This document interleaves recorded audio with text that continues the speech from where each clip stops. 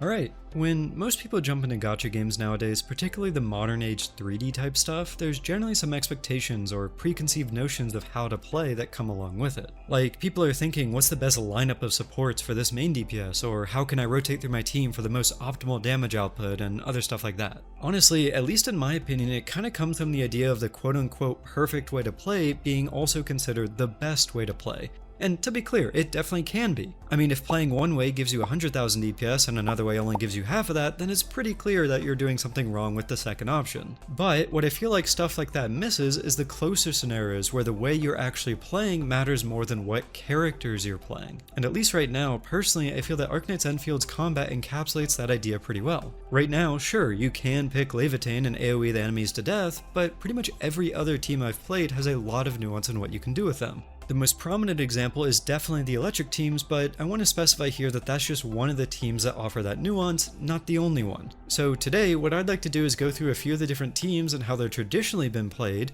and then talk about the other options that these team compositions have that can open up the game to having a lot more variety. I want to be clear here first though, I'm not necessarily trying to challenge the idea that there is a best team composition per character, more so that there's just multiple options that can perform extremely similar to each other, and at least for now, how you want to play is largely up to you as the player, rather than whatever a DPS simulator tells you is the best and most impactful option. All I'm really hoping through the discussion in this video is that you might start looking at your own team compositions and how you might want to make a team that's personal to you. So let's talk about it. But first, I do have to mention that this video is sponsored by Arknights Endfield, so thanks a bunch to them for that. Despite that, it's also worth mentioning that I have full creative freedom to say whatever I want in this video. I just want to talk about the combat today because I feel like it has a lot of depth and I want more people to learn about the potential that it actually has. I think what I'm going to do for this video is go through 3 different teams that I've seen and played myself, and then I'll break down the normal or common way that people have been playing them, talk about what they're supposed to do, and then also talk about the variations and mix-ups that these compositions have that make them a lot more unique than they might seem on paper. First and foremost, I think a great character and team to talk about is Last Right. At a baseline, she's what most people would consider a Hypercarry DPS, and for those of you unfamiliar with that terminology, basically the idea is that the rest of your team, meaning the other 3 characters, are all pretty much there entirely for the purpose of either buffing or supporting Last Right as your main damage dealer. She pretty much has one main team that people play, being herself as the main damage dealer, Zyhe as a healer and a buffer, Ardelia as a debuffer and extra healer, and then either Fluorite or Perlica as the last slot. And basically, the idea of the composition is that you're meant to either apply as much cryo infliction as possible with Fluorite to allow Last Right to activate her combo skill as frequently as possible, or you can apply slightly less infliction but then deal more damage due to the extra debuff Perlica can apply, which to be clear is electrification. For the most part, that's basically how the majority of people that I've seen play her. You apply infliction, you buff Last Right or debuff the enemy, and then you do Last Right's combo skill, and then, you use her ult whenever you have it. Nothing more, nothing less. But I want to bring up some alternatives here that kind of break up the monotony of that playstyle and then open up her teams a little bit more.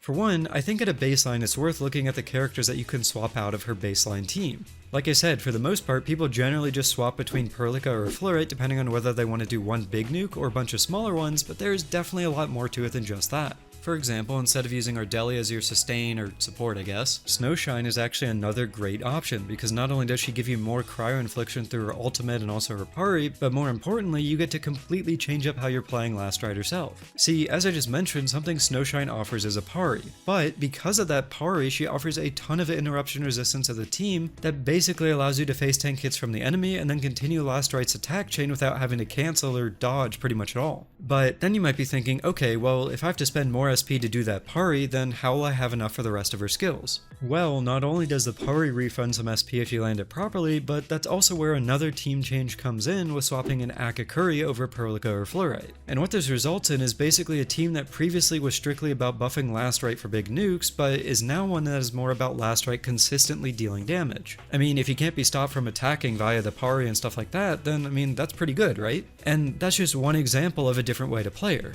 Sure, it might not be the best, but it absolutely is another way to play her, and these different playstyles are where I feel a lot of the depth of the combat comes from. With that said, something else that I don't think that's been explored all that often is the concept of off-fielding Last Right. Like, what I haven't seen too many people realize is that Last Right doesn't actually need to be on-field at all to get value out of her. Her final strike that applies cryo infliction is triggered off of any operator's final strike, not just hers. Her combo skill, well, that doesn't need to have her on field, and her ult, that's the same thing.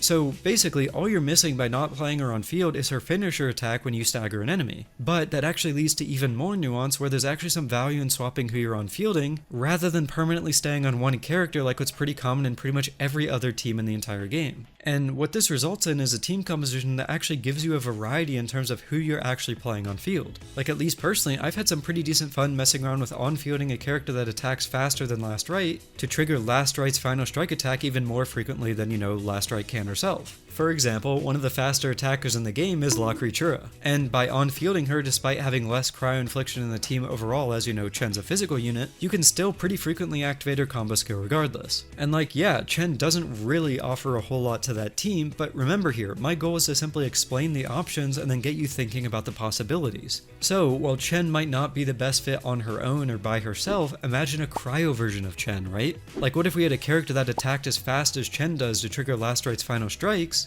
but then on top of that they also applied cryo infliction or some kind of debuff to improve the team's damage. There is a ton of opportunity for a composition like this to be really good in the future, and it's definitely something that I've been having fun with for now, even if it's quote-unquote not optimal. Another team that's worth talking about is the electric team that I mentioned earlier in this video. The general idea with this team is more of a mixed damage composition. You've got Perlica as a sub DPS and a damage amplifier, Aviwana as your main DPS, Antal as your damage booster and enemy debuffer, and then Arknight as a second sub DPS. But with that said, there's not only some changes you can make to the team to make it, feel more comfortable, but there's also ways that you can change up how it actually functions and plays. Similar to Last Right teams, there are some basic changes that you can make to this team composition, and those are mostly in the comfort department. To start, we can talk about Antal's role in the team. On his own, Antal is a great debuffer and damage amplifier, but he does have a few problems. For one, he is basically completely single target due to a skill only applying to one enemy, but on top of that his healing is pretty low, and apart from the damage amps that he offers via his skill and ult, he doesn't actually offer much else overall. In fact, due to half of his damage amping coming from his ult, it actually makes him relatively inconsistent as a buffer. On the other hand, there's characters like Ardelia that can offer more healing and at least some debuffing, or Gilberta who basically has okay healing but a ton of crowd control and some buffs on top of that. So basically what that means is that while Antal does have some scenarios that he's okay in, particularly when you're playing against a boss, he does have a lot of issues outside of those scenarios, and as a result there's other characters that can slot in place of him for those different ones. Honestly, he really just doesn't have that much of a place in team compositions if you need any kind of AoE, but on top of that, if you just simply don't want to worry about your units dying by running, a stronger healer or whatever other reason that you can come up with, then replacing him is definitely a good choice. In simple terms, Antal is a good unit, but he is also definitely replaceable if you're struggling with either his single target focus or the low amount of heals that he provides. On the topic of replacing Antal for comfort, like I said earlier, there's also ways that you can make the team play entirely differently, and for the most part that once again results in you replacing Antal. Like, something that I haven't seen too many people taking notice of apart from Kukikaze is that by playing the team in its most common form, you don't actually provide that much electrification, which means you're not only missing out on the damage amp that electrification provides, but also a lot of triggers for combo skills across your team. So, for those of you that don't know, as I mentioned earlier, Arknight is the default 4th unit in electric teams. And the unique thing about her is that she has one of the lowest cooldowns for combo skills in the entire game at 3 seconds. But the only way that you can trigger that combo skill is through applying electrification, and the problem is that in common full electric teams that most people run, the only way that you can actually apply that debuff is through skills that forcibly apply it. You have to remember that electrification is a reaction, just like combustion, solidification, or even corrosion.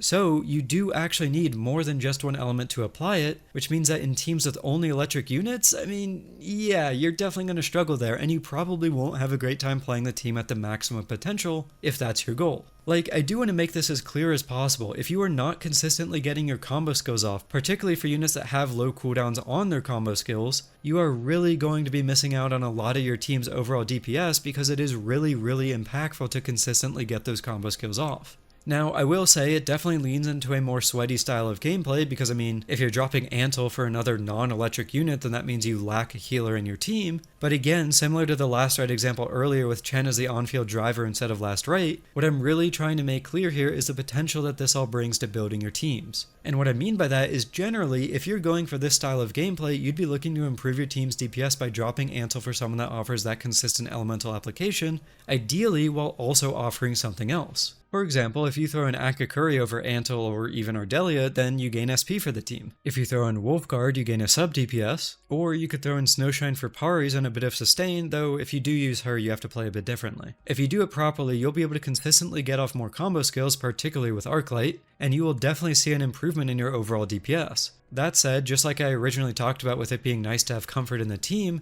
running Sustainless and playing Sweaty isn't necessarily for everyone. Regardless, you can see the difference between a team with Antle and a team with a non-electric character here. Make sure you pay attention to the amount of combo skills that Arknight is actually getting. Moving on, another pretty neat example to talk about right now is actually Yvonne. Thankfully, I got Yvonne pretty early on into playing the game. I mean, she was actually the first 6-star I got even before getting any character off the beginner banner, let alone anything else. Something I came to realize after playing her though is that really, and I do mean this, she is a really weird unit right now. To be clear, she can clear all content in the game and she won't really struggle to do so, and her being quote-unquote weird isn't even really her fault. It's more just that she basically has no teammates that seem to be designed specifically to work with her all that well. This was something that I noticed back when I was first trying her out after I got her, and what I realized was that while trying to run the team comps that are kind of designed to run cryo units, you know, like the kind of teams that Last Right uses, I wasn't necessarily getting any kind of crazy clear time with them. What I did notice though is that she was actually doing pretty well in what most people would consider off-meta teams, or to give you the actual team I was using, a dual element physical and cryo team.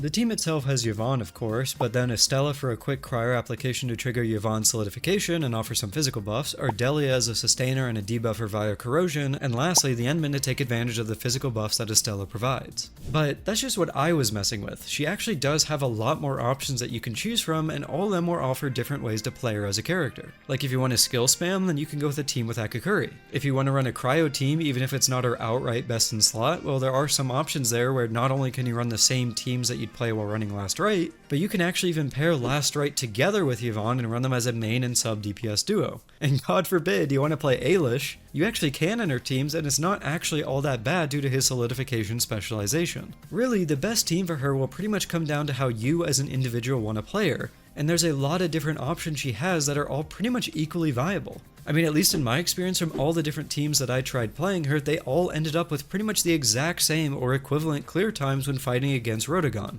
And really, that just goes to show that there is a pretty decent amount of variety available in her teams. But with that said, it's worth mentioning that this really is not exclusive to her. There is a lot of variety you can have in the game regardless of what character you want to play, whether that's Yvonne or the Electric team or whatever else, and that even includes characters like Levitain who seemingly have a solid team already with the full fire team.